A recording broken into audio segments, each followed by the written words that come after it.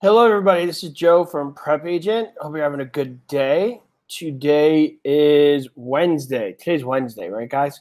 You guys ever lose track of the day sometimes? Happens to me every once in a while. Good luck to people taking their exams soon. Good luck, Marcia.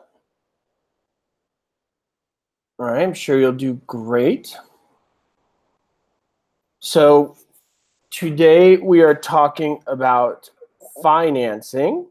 We're talking about financing. What are some key points we need to know for financing? What are some basic things that we all need to know when studying financing? What do you guys think?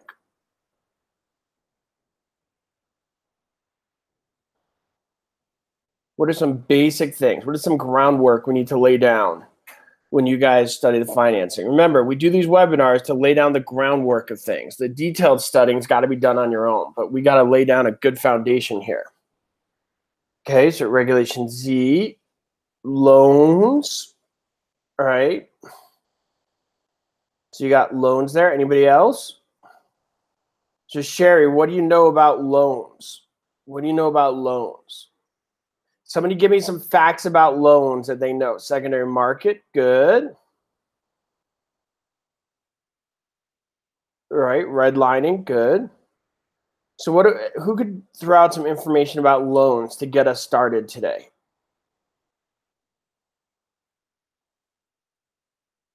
Anybody? All right, so we're talking about loans. There's some basic things you gotta know. First off, when you get a loan, is that a lien? Is that a lien?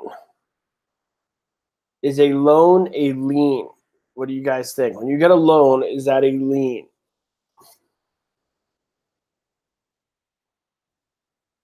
Yes, that is a lien. Okay, that is right, Amanda. It's a voluntary lien. Good stuff. It's a voluntary lien. Is it a general lien or a specific lien? Is it a general lien or a specific lien? What do you guys think?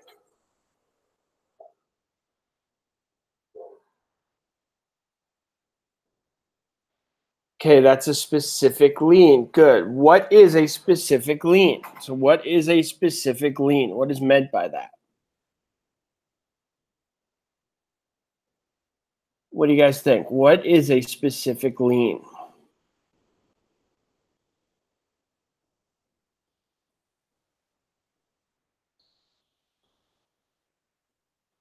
So specific lien is when it only attaches to one thing specifically. Good job, Cassandra. So in this situation, it would attach to that property specifically. Okay. So for a car, it would attach to the car, or if you got a loan there. Okay, so a specific lien is when they're coming after one thing specifically if you don't pay. And a general lien would be if they could take everything, and that's not a loan. That's not like a mortgage or a trust deed. That's more things like judgment liens or income taxes, things of that nature. Okay, so specific liens when they can only come after one thing specifically. All right.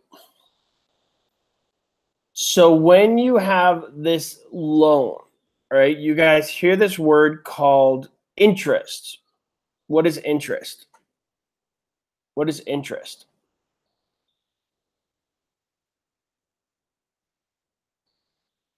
So Amanda, income tax would be general. That's right. And mortgage property tax specific. Good job. Okay, so what is interest? Interest is like rent on money. It's your cost of borrowing money. Okay, it's your cost of borrowing money. All right. Good. What do you need in order to get a loan? What's the first step in getting a loan? Who knows? What is that first step in getting a loan?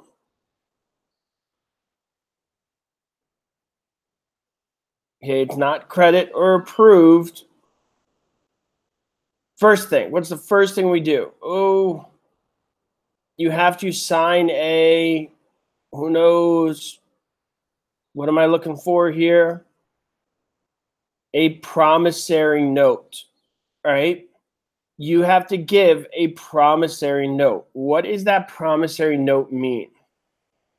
What is that promissory note all about? What do you guys think? What's that promissory note? Yeah, so I want everybody to write this down. Promissory note is your evidence of the debt. It's the evidence of the debt. Everybody write that down. It's the evidence of the debt. Okay? And this could be simply writing something on a piece of paper. Okay? So it's your evidence of the debt. That's the thing. Because obviously nobody's lending you money if they don't have proof that you owe them money. Okay?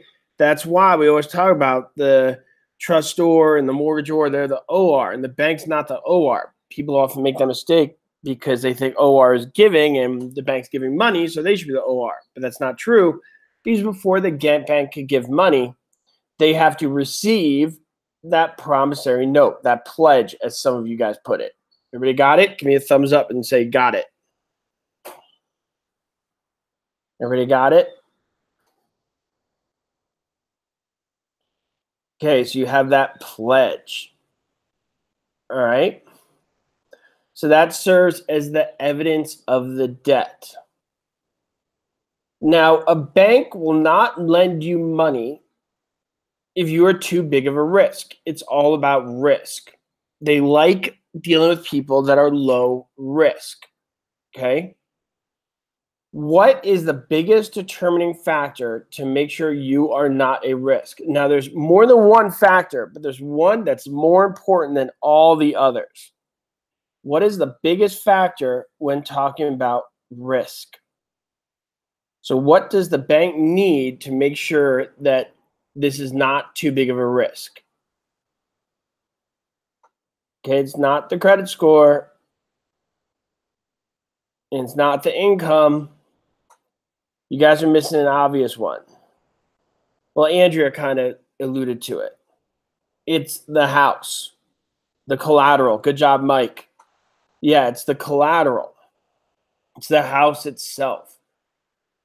If a property is worth $100,000, the bank is not going to lend you $500,000 no matter how good your credit is or what your income is.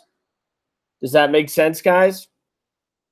They are not going to lend you money if the house is less than the value of the loan. Okay, why? Why is that? Why is the house the most important thing? Or the property, I should say. Maybe it's like a building. I don't know. Why is that? Why do you guys think?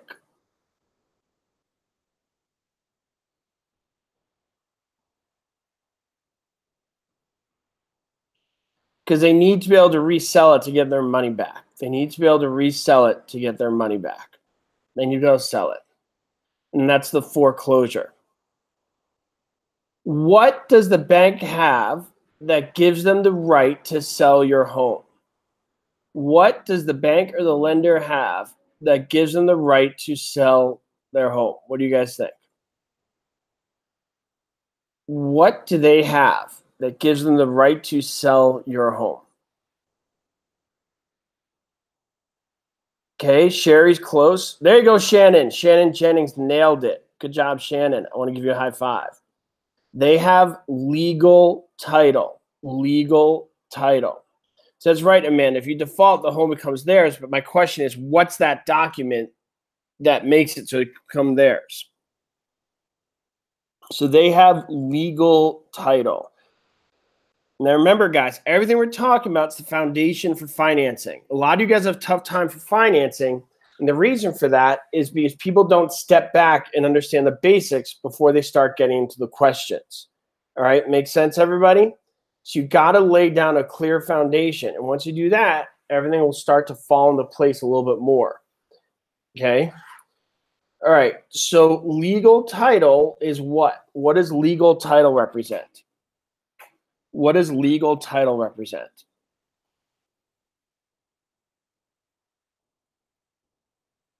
What does legal right title represent? Thanks, Lazy. That's the right to sell the property. That's the right to sell the property.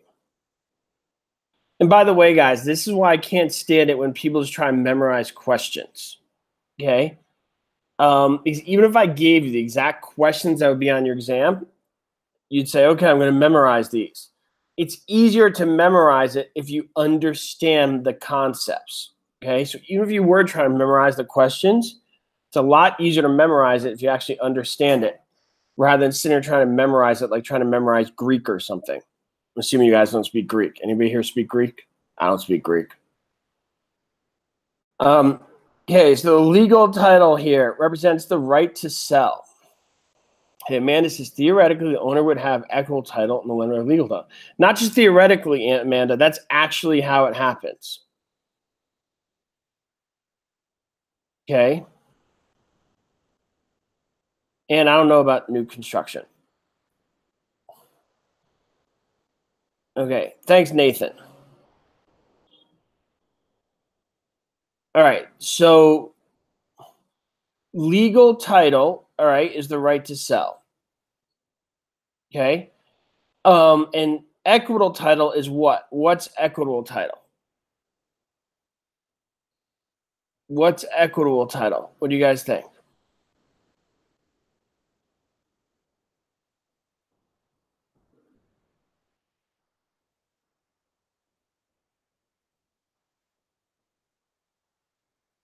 Equitable title is the right to use and possess, and what else? What's the other benefit of having equitable title? It's the right to use and possess, and what else does it give you guys? What do you guys think? You're missing an obvious one. Once I tell you, you're going to be like, oh, that's right. Totally missed that one. And the right to gain equity. Nice job, Erica. Yeah, that obvious one. You don't just have keys to the house, but you also enjoy the increase in value above and beyond all liens against it. Okay, so equitable title is the right to gain equity. And as value goes up, yeah, you could borrow more money against it if you wanted to. All right, but it's the right to gain equity. All right, that's a key concept no matter where you are, what state you're in. This is just fundamental stuff, okay, that we all have to know. That promissory note, legal title, equitable title, things of that nature, okay? Now, when you get this loan and you start paying it, you'll hear this word come up called amortization. Who's ever heard of the word amortization? Amortization.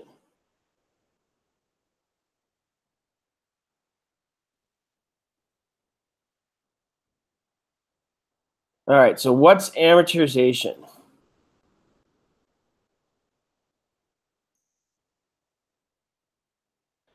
Amortization is paying off the loan in an installment basis, okay?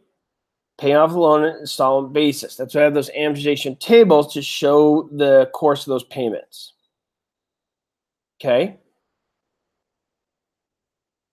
What is negative amortization? What is negative amortization? What do you guys think? What is negative amortization?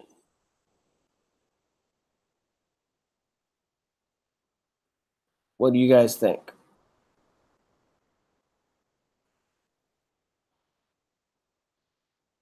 So, Sherry, it's not paying only the interest. It's when your payments don't even cover the full interest. So remember, we started this conversation by saying interest is the payment that gives you the right to borrow the money. So your debt goes up because if you owe interest, your debt, and you're not paying the full interest, your debt goes up. So for example, to keep it simple, if I lend you $100, okay, at an interest rate of $2 a month, right, and you're only paying me $1 a month, well, after the end of 10 months, you're going to owe me $110. Does that make sense for everybody? So your debt goes up. Okay, that's negative amortization. What many of you guys were describing was what's called a straight note, also called an interest only. That's where if I lend you $100 at $2 interest a month, and you pay me $2. So at the end of 10 months, you owe me $100. Your debt stays the same. It doesn't go up, it goes down, it's straight across. That's why they call it a straight note. Normal loans, if I lend you $100 at $2 interest a month, you would pay maybe $4.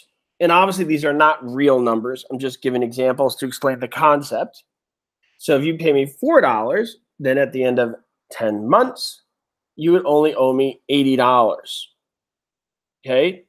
Makes sense, everybody? Hopefully my math is right there, but you get the concept of what I'm trying to get at. Yes? Everybody with me on that? Is it just me, or sometimes the simple numbers make it much easier than using real life numbers? And people say, well, if you have $535,000 and use a 4% annum and blah, blah, blah, blah. I hate it when people try and sound fancy and use complicated words. One of my favorite expressions is when you have complicated concepts and use complicated words, all you're doing is making things complicated. Right? Everybody like that? I can't stand it when people do that. Try and sound smart, and all they do is confuse everybody. One of the best skills I find in life and real estate is to be able to simplify things and be able to explain things in a clear manner in as little as time as possible. Okay, that's my philosophy with all this and what I try to achieve through these webinars. Hopefully I am. That's my goal. If I'm not, I'm going to try and do better. But it's a really important concept. As you guys practice real estate, you'll get a lot more business if you're be able to go to a client and simplify and make them understand things in a very concise, simple manner, because it builds trust. It builds a lot of trust, and they believe moving forward, they will understand everything more, and they will know what's going on with you, rather than people who just overwhelm them with big words and numbers. It makes the client feel like they don't have control over the situation, and they're putting complete faith in that person, which could be very scary. Whereas when they understand things, they feel like they're more working with you, which is always helpful. Okay, so we were talking about that amortization, right? Now, one thing we did not mention is this thing called a partially amortized loan. Okay, a partially amortized loan. What's a partially amortized loan? What do you guys think?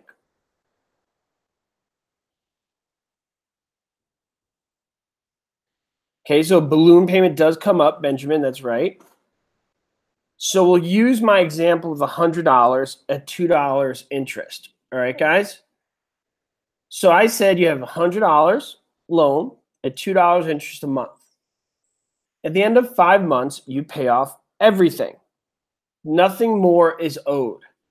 That one massive payment at the end of the 5 months is what would be called your balloon payment. Why would it be partially amortized? Because the entire balance was paid off. The entire debt was due. Okay? Has everybody got that? That's a balloon payment. Okay? And you can see why it's called partially amortized. It's a really important word for you guys to understand. Partially amortized. All right?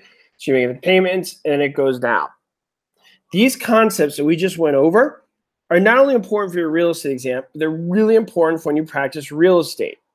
As you guys get more into details with your clients, it's going to get more complicated. But if you have this foundation in which to talk about, you'll understand things much quicker. So Benjamin says that the same thing as a due on sales clause.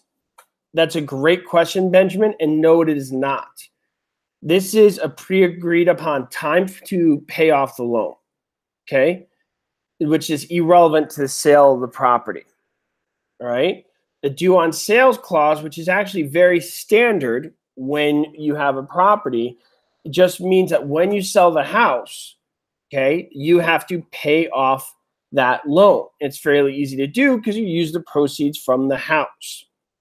The reason that it's due on sale is because the new person coming in, all right, has not earned the right to get the loan with that bank via their credit history, their income, all that kind of stuff.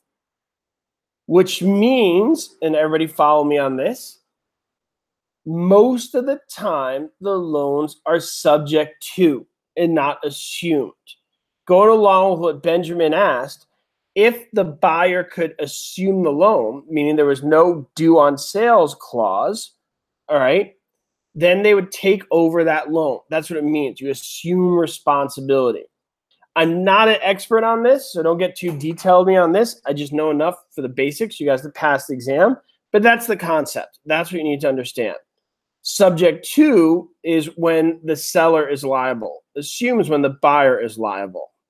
All right, everybody got it there? Everybody got that? Okay. Sherry says, will it have a prepayment penalty? All these types of things could have prepayment penalties. It all depends what's agreed upon. Okay. All right, here we go. Let's look at a question on the board, and we'll touch on some other basics too in a little bit. But hopefully that was helpful. I just felt it was really important to lay down that foundation because those concepts I just went over are not just part of your exam, but they're also part of the actual practice you're going to be doing.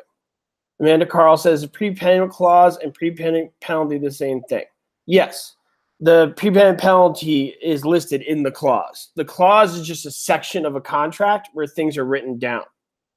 Okay? The penalty is what actually is going to happen. So within that clause, they will say, you know, what penalties are and different things of that nature. All right? Okay. Like a loan clause on a contract will give the details of the loan. So the clause is just a section where it details everything. So it'd say, like, as written in the prepayment penalty clause, their prepayment penalty is yada, yada, yada, whatever it may be. Okay, a credit score used by many mortgage lenders that use a risk-based system to determine the possibility that the borrower may default on financial obligations to the mortgage lender is known as A, a balance sheet, B, preliminary report, C, FICO score, or D, pre-approval.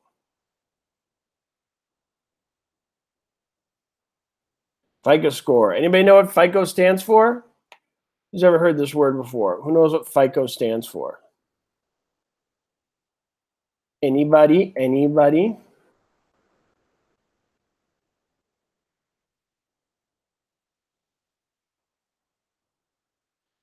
Fair, Isaac, anybody, anybody, anybody? Adrian, can you look up what FICO score stands for? FICO? Look at the exact one. I don't want to say it wrong.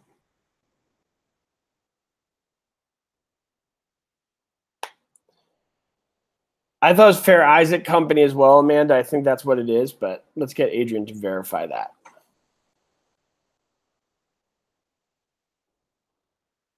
Okay. When obtaining a mortgage loan, the buyer often has to pay discount points. Those points are a percentage of A, the selling price of the property, B, the loan amount plus closing cost, C, the selling price minus the agent's commission, or D, the loan amount. And there it is, guys. Fair Isaac Corporation. Amanda, we were super close. Fair Isaac Company. Fair Isaac Corporation.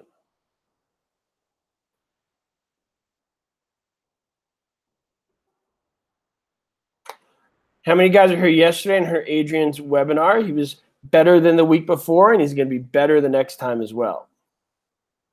And you guys hear his webinar last night? Okay, and the answer is D, loan amount.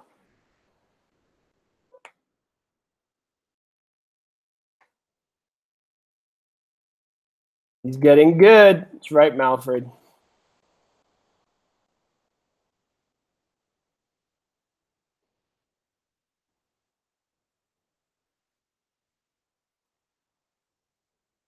See that, Adrian? Everybody agrees with me.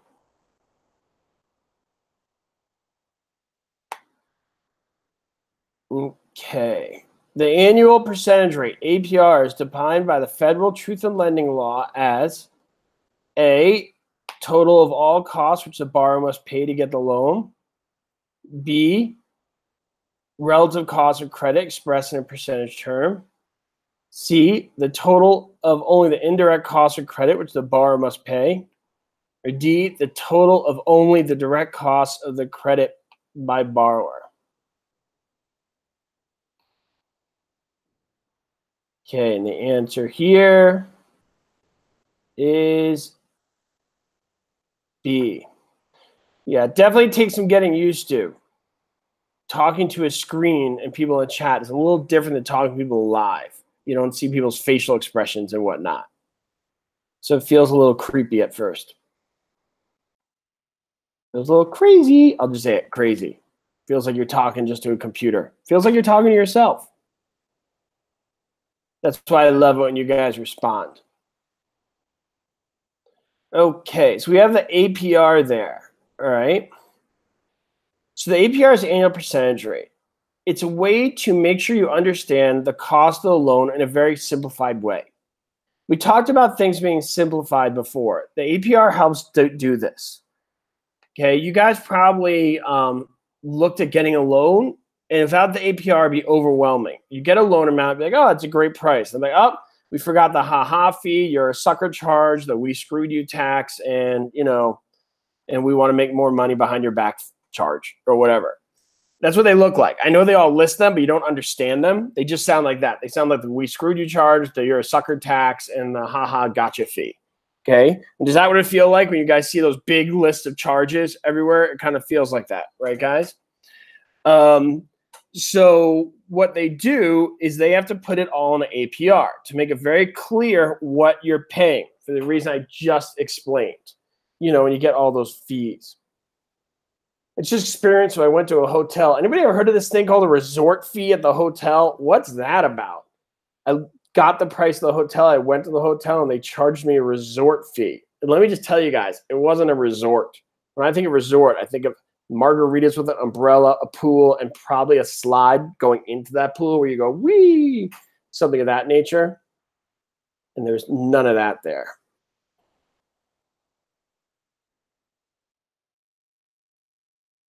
I notice American hotels are the worst with sneaky charges. I travel quite a bit, and they charge you to have Wi-Fi. They charge you resort fees.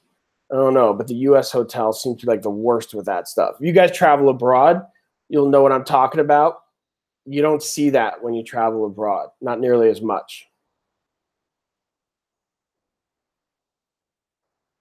Okay, the discount points charged by a lender on a federal VA or FHA loan are a percentage of the A, loan amount, B, down payment, C, sales price, or D, appraisal price. Jeff and Carmelita. Ugh, airlines are the worst. Anybody guys ever go on Spirit Airlines? They're the worst. They give you this low fee, and they're like, oh, you want to bring your bag? Well, that's going to be a charge. Oh, you don't want to sit next to the toilet? Oh, well, that's a charge. Oh, you want to get on the plane? Well, that's going to be a charge. They're the worst with that stuff. And they give you a seat that you grew out of when you were 4 years old. I once went on Spirit Airlines. I thought I was eating my knee the whole time. My knee was right up my nose. But people buy them. These are listed as cheap prices. But I think Google is starting to catch on to that. Anyways, so now we know why that APR is there. We know why that APR is there because it does this very combined thing. All right. Spirit Airlines. They didn't give me peanuts. I get excited for peanuts on planes. I don't even like peanuts in normal life. When I'm on a plane, I don't know, something about it, I feel like I deserve peanuts. I feel like it's part of the thing. It's part of the experience. I want my peanuts. Anybody else like that? There's just certain things you expect. I mean, if somebody asks me if I want peanuts in normal life, I'm like, no, gross. Why would I want that? But on a plane, if they don't give me the peanuts, I get so angry. I feel like I'm gypped. Even though those peanuts are probably 50 cents. I mean, is that just me? Then the person comes on who's allergic to peanuts. You can't eat the peanuts, and you just look at them, and you're just like, ugh. And of course, outwardly, you're like, oh, I feel so bad for you. But deep down, you're like, oh, I hate them. I can't have my peanuts now. All right, here we go. I mean, when I get on a plane, I like my peanuts. I like to watch that movie. The worst is when you go on a plane and they don't have TVs on the plane because the plane's so old. I get super excited to watch super old reruns of like Modern Family and like, I don't know, what's that other show? I forget what it's called. That science show with those geeky kids. Those really old episodes, which there's no way I would watch if I wasn't on a plane. But I'm on a plane, I'm like all sitting down, ready to watch it. What's that show with all those geeky kids and science and they all Big Bang? Thank you, Amanda. Cannot remember that. Spirit has no TV. Man, do they even like provide seats or just lay everybody on the floor like in Spies Like Us when they went on the bus and the chickens were in the air? You guys remember that? If you remember that, you're about to age yourself. Who remembers the Spies Like Us scene when they were on the bus with Chevy Chase and Dan Aykroyd? Hysterical. Best movie ever.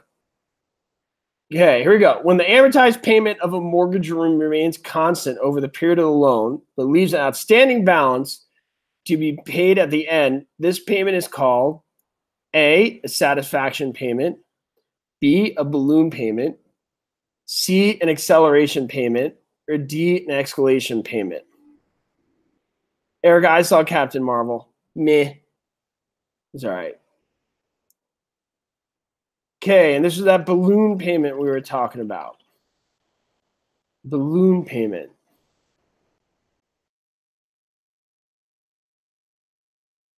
Oh, that scene where Chevy Chase is taking the exam, I think of you guys all the time, where he pulls the answers out of his mouth. Oh, that was so funny. The movie of my youth. Usually most nearly means A, being capable of multiple usage, B, lending money at fluctuating interest rates, C, making loans without the benefit of a cosigner, or D, illegal rates of interest.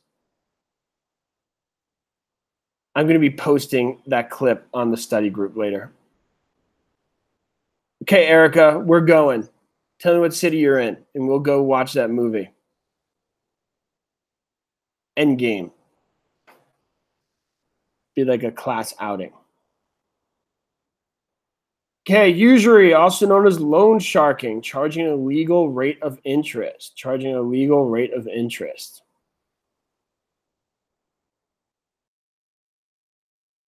What city are all you guys in? Everybody write their city. I'm just curious where everybody's from. Everybody write their city in 3, 2, 1, go. Erica's from Baston. Write your city. Jersey City, New Jersey. Santa Maria. New Philadelphia. Is there Old Philadelphia? Rancho Mirage, right near Rancho Cucamonga. Albuquerque, Seattle, Westwood. We're from all over the place. Adams, Massachusetts. It's a place with strong Boston accents. Vestavia Hills. I feel like there's a documentary about some football team from there.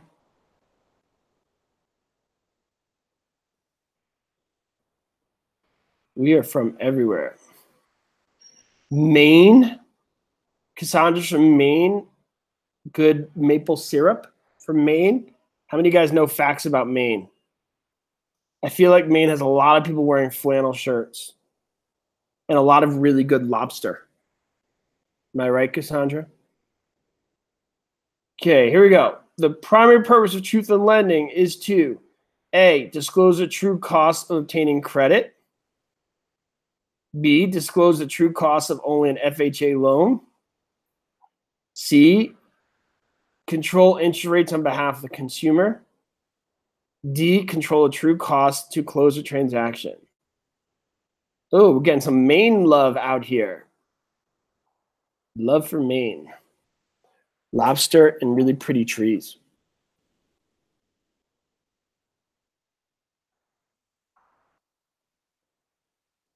Okay, it's for honest disclosure. Honest disclosure. Good.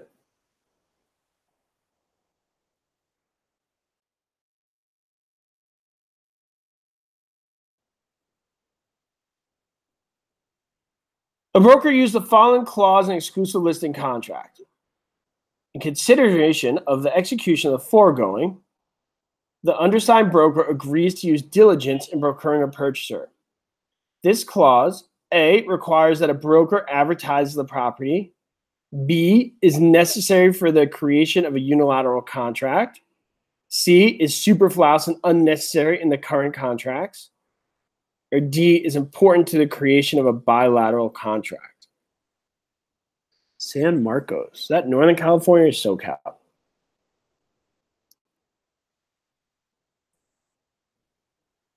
Okay, and the answer is D.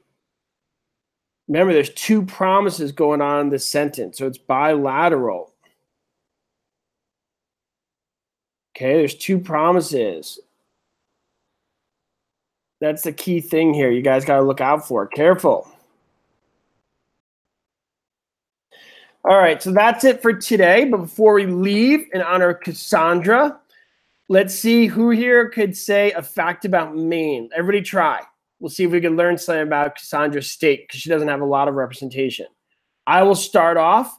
University of Maine mascot, I believe, is the Bears, the Grizzly Bears, I think. Maybe I'm wrong here. Cassandra could help me. Who else has got some Maine facts? Anybody else? Maple syrup, blueberries. It borders Canada. Anybody else? Nobody else got in? Cassandra, help us out here. The Black Bears. All right, I was close. Blueberry State. Oof, we're struggling. All right, I'm going to do some research about Maine. There you go, John Ortega. Thank you. Appalachian Trail, far step north. I'm thinking of lighthouses. That's right. If you've ever seen Aquaman, I feel like he's from Maine. The father is from Maine. If you guys see Aquaman. Well, with that being said, guys, I will see you guys tomorrow. Have a great day. It's been fun. All right. Okay, talk to you guys soon. Bye.